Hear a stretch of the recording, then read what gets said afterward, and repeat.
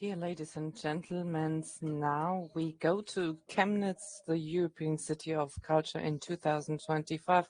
I'm very happy to welcome Professor Dr. Stefan Garsztecki. Since 2010, he holds the chair of Culture and Area Studies at Chemnitz at the University of Technology. And as a historian, he's also working on the topic of German-Polish relations, but also with Czech Republic. And he was also a professor at Zielona Góra. And he will be probably very happy to taste the new wine with Professor Vogt. Welcome, Professor Garsztecki.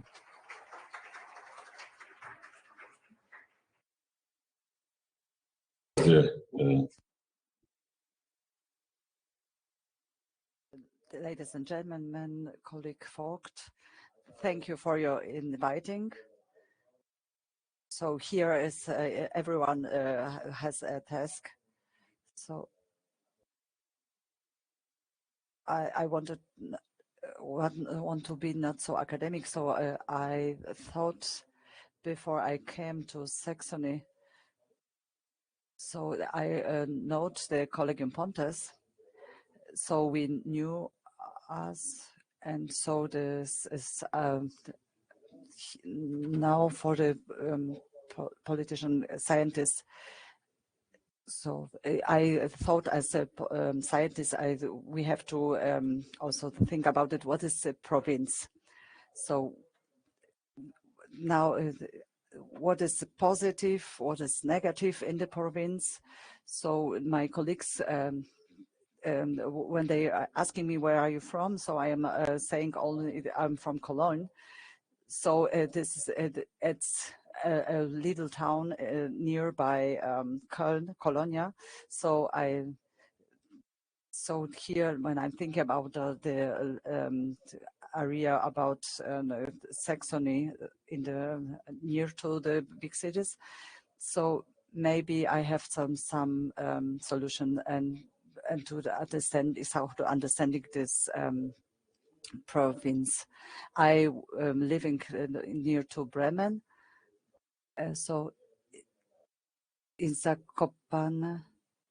So they were a group of artists. So they thinking about how to create the culture to the population. So we are thinking on the Roman province. So the etymology of this term is so provincially is a negative. So when they are saying this is somebody from province, so it's negative.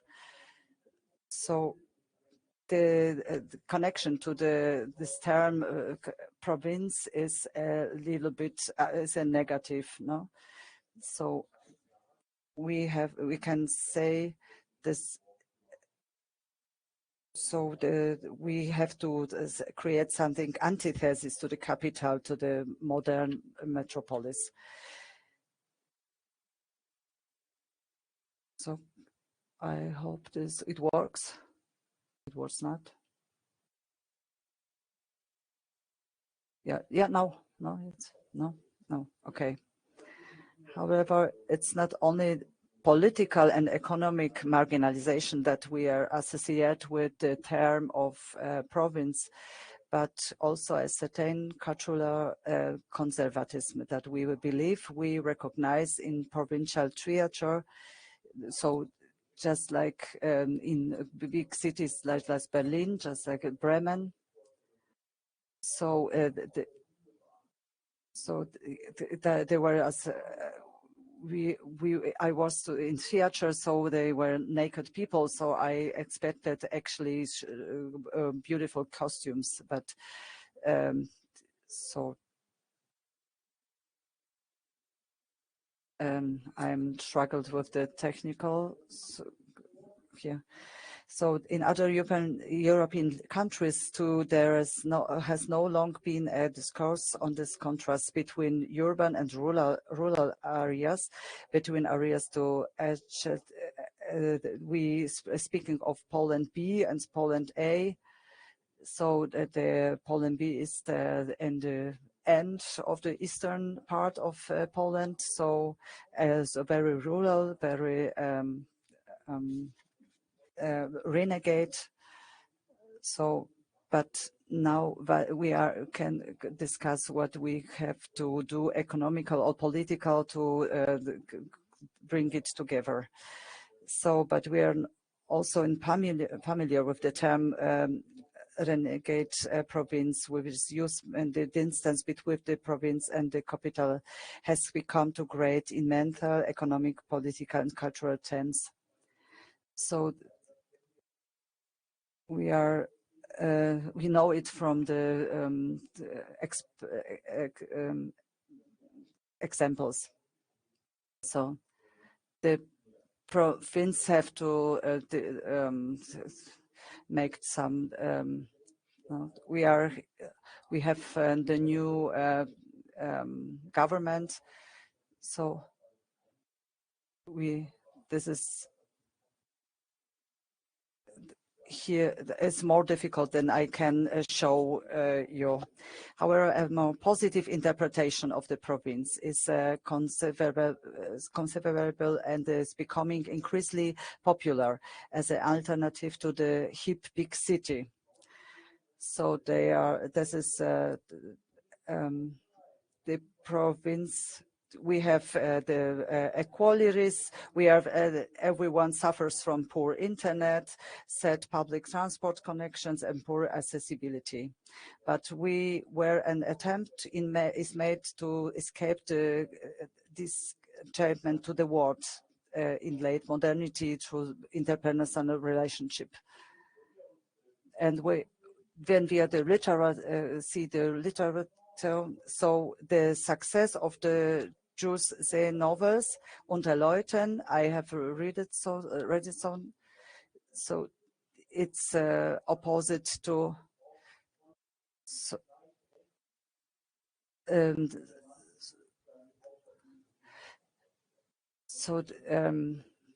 There are some newcomers in the rural area, so they struggle to the population there in the province. So this is we want to live in the village, in the small towns, but here there are more journalists or authors that are right about this phenomenon. So in this, we have also sociologists. We have so much challenges. So also globalization and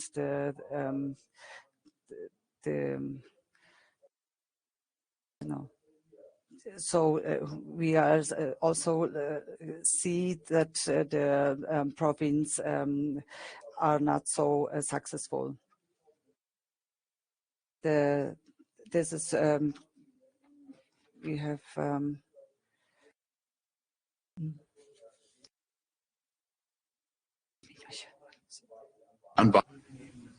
And you can see that, for example, when you see what people in the province, which kind of people they elect. That's also visible in Germany, in Poland, and in the cities of those countries. They are late modern metropolises, if you'd like.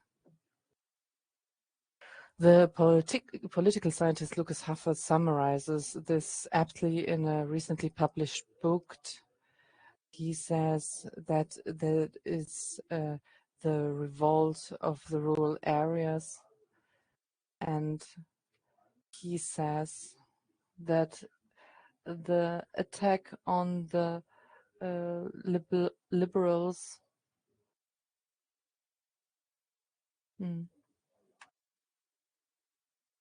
This book was published 2 years ago, and its topic is the differences between rural areas and cities.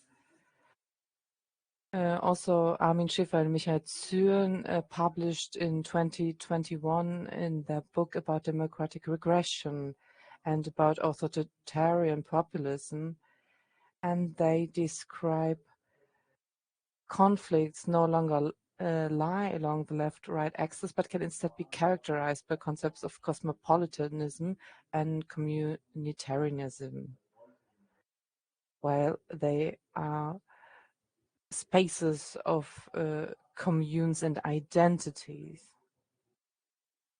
So populists in rural areas like to use this very much. So here you can also see the difference between the countryside and the cities. Also here you can see the election results. We're all very excited and also a bit, we have a bit of anxiety about the next elections in Saxony, and you can also see that in the rural areas, people vote more for the right-wing parties, and this is not only true for Saxony but also for other countries. So in some cities, maybe there's a more positive trend. You said it to me today that in Görlitz it's more positive, but in general, it's kind of disastrous. The Free State of Saxony tries for decades to counteract these developments with several actions. The rural areas that are at the risk of being left behind, they have to become more resilient. And there are also in this, it's also in its second term, the funding guidelines leader, which especially apply for rural areas where one can apply funds to help the rural areas to develop rural areas, which is in existence since 2014. And it also is to support the community in the village.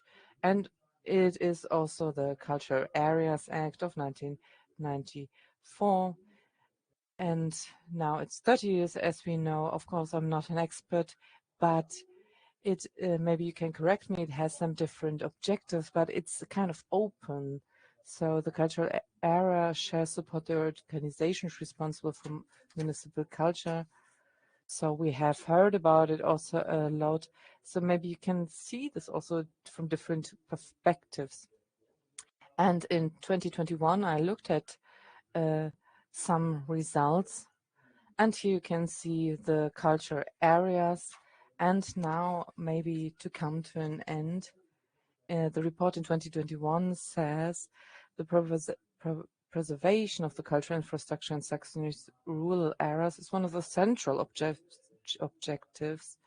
And of course, to get to this goal, it is urgently needed that the funding is raised. So, of course, this is difficult for politics, but this report also recommended that it is necessary that structures should remain.